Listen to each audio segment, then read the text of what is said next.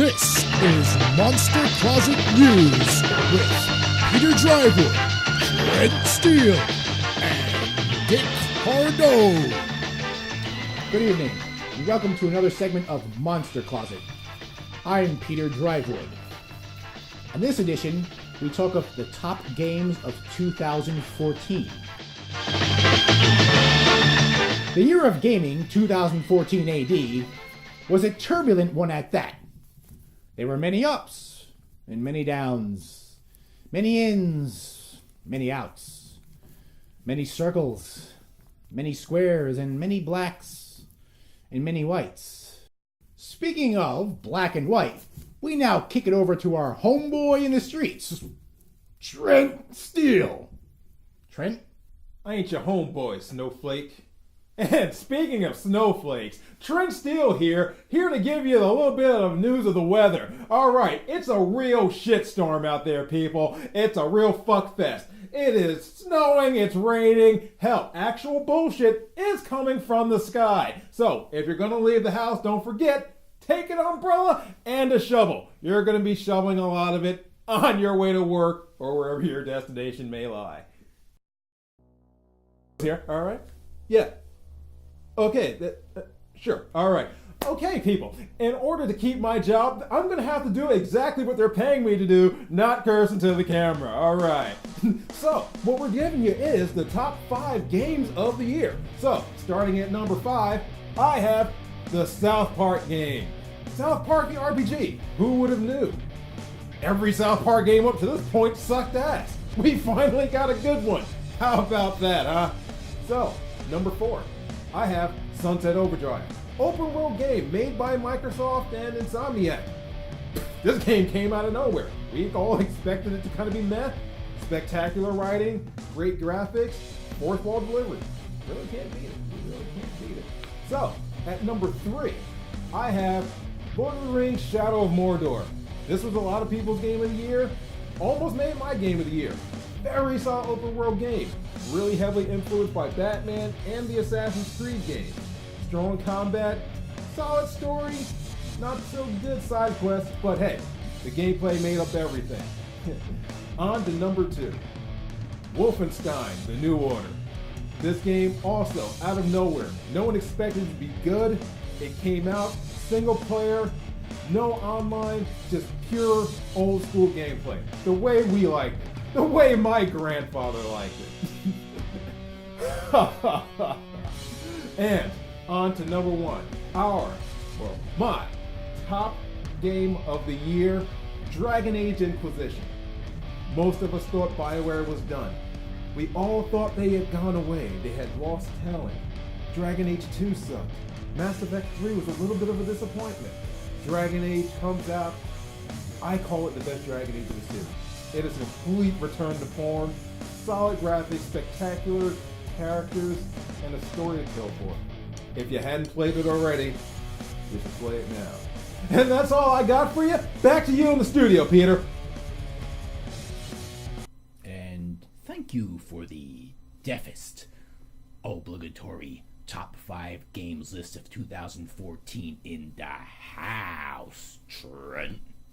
Let me now present my own obligatory top 5 games list of 2014. In my personal top 5 picks, you might find that I'm going against the grain of not only my news team of peers, but that of public interest at large. I'm not doing any of this to rock the metaphorical boat of public opinion, but to simply uphold the obvious truth of the superiority of the PC master race. Number 5. Next car game. Wreckfest. That's right, folks. It's nutritious Wreckfest for breakfast. New from Bugbear Entertainment. Bugbear, makers of the classic Flat Out series, gives you what appears to be a physics experiment hooked on crystal meth, cheap whiskey, and dirt. Albeit this game is early access status, the game promises endless hours of twisted metal carnage, spectacular cunning stunts, and intimate family relations. Wreckfest features several different courses of nitro-burning, hot-rodded destruction, from the figure eight of death to the demolition derby. The game, in its latest version, also gives the driver a choice of 6 different, somewhat customizable vehicles with various strengths and weaknesses, all catered to your own driving style. As mentioned before, Wreckfest is not yet a complete Wreckfest, referring to the game's early access status on Steam, where it is available for purchase currently. I have no doubt that whenever this game is finally released, and at the rate it's going, probably around the release of the 3rd Star Wars prequel in 2017, but however, it will be one of the better racing sims that I've ever played, and I've played a lot of racing sims because it's one of my favorite genres, so hang in there, race fans. Number 4, Farming Simulator. I'm kidding. Number 4, Garbage Truck Simulator. In this exciting sim where public service is Fooled you. Okay, now, for real. Okay. This is a different kind of sim, one with good old-fashioned Italian automobile snobbery. This one's called Assetto Corsa. Assetto Corsa. Which means, in Italian, race trim? Race trim. That's what it means. I thought it meant certain. I thought it meant set course, but it means race trim. Okay, never mind. To begin, like the last game, this title is also classified as early access, but not to where race fans, F1 race fans, that is. When finished, probably sometime maybe around the 2nd Star Wars movie and the 3rd prequel in 2016. I don't know. This hyper-reality-based racing driving sim will be the closest thing we have to Forza on the PC, if Forza doesn't actually come out before then. Well, anyway. Currently, there is a limited amount of vehicles and tracks available, and I feel like the driving model is a bit stiff, but then again, these are European machines of elegant precision where designs are measured in millimeters rather than feet like our rather less sophisticated, oversteering, overweight V8 American counterparts are concerned. But yes, if you're an American muscle car fan, then you are in the wrong country club, Bubba. We don't serve beer, hot dogs, hamburgers, milkshakes, and crystal meth here at Assetto Corsa, fatso! You need to go back to number 5 choice for that type of cuisine. Otherwise, this sim has lots of potential with full support of immersive hardware such as Oculus Rift and Track IR devices. If you're looking to drive cars that you will absolutely never own, probably never even see up close, then this is your driving sim, dreamers. Now, have fun driving your used 2004 Toyota Corolla with the check engine light on to your shitty job on traffic congested motorways somewhere in New Jersey on Monday. Number 3. Just like the Expendables, but without the forced one-liners and bad acting, and twice the explosions and carnage, what a bargain, folks. That's right, Freedom fans. This retro-styled action side-scroller by Devolver Games puts you in the combat boots of our favorite heavily armed harbingers of democracy, or at least broified parodies of these characters, which include Bromando, RoboCop, Rambro, and even Bronan the Barbarian. Crush your enemies, see them driven before you, and hear the lamentation of the women. Bronan the Barbarian. Pretty much the entire cast of everyone ever in the Expendables is included. In fact, Devolver even released an Expendabros add-on. Broforce is straightforward and simple, just like an 80s action flick. Shoot commies, blow stuff up, rescue POWs, and freedom the shit out of the rest of the world that is not America.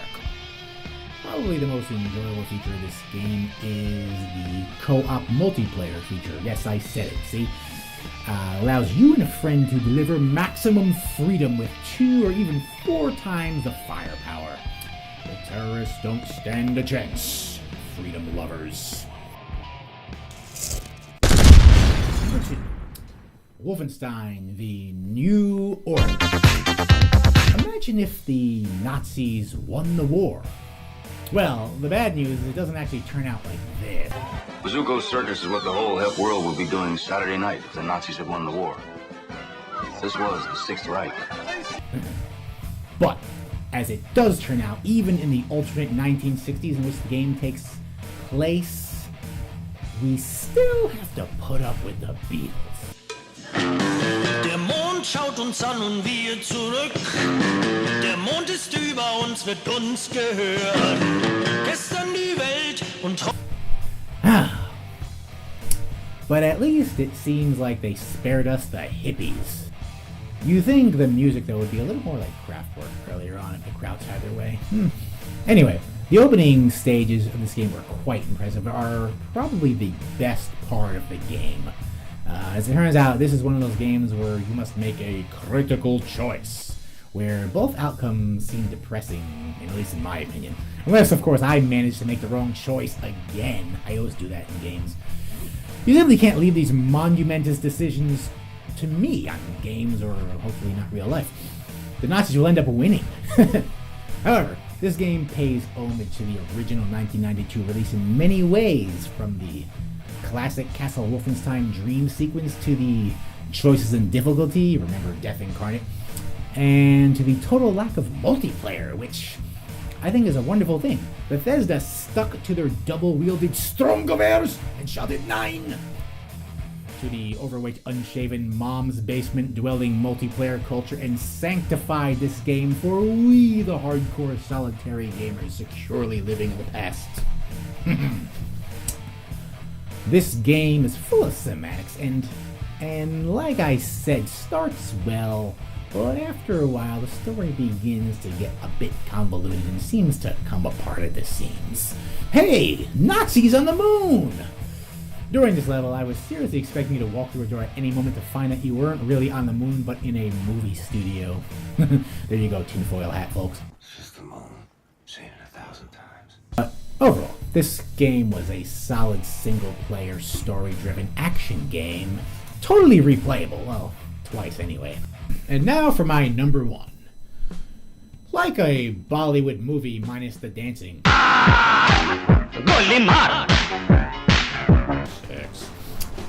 And plus the explosions and death and carnage, I give you Far Cry 4 by Ubisoft.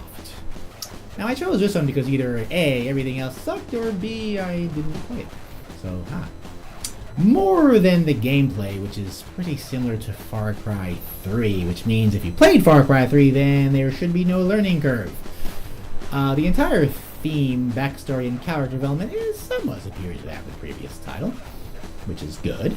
Only this time you're a lost, helpless tourist in a strange land. Oh, that happened before. But one car crash later, you're a wolf-skinning, mountain-climbing, silent-killing, hostage-rescuing, Bollywood, mustacheless Rambo. In defense, he did fall off a high cliff, so maybe he hit his head and forgot that he was such a wimp previously? I don't know. In addition, this release continues to use the right amount of RPG development for your main character, who seems a bit less annoying than the fratty, bro-ish, douchey type turned savage on Far Cry 3.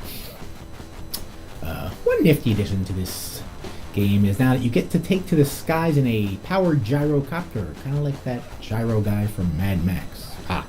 Ultimately, the one aspect of this game that I always enjoyed most is your need to make a plan that comes together.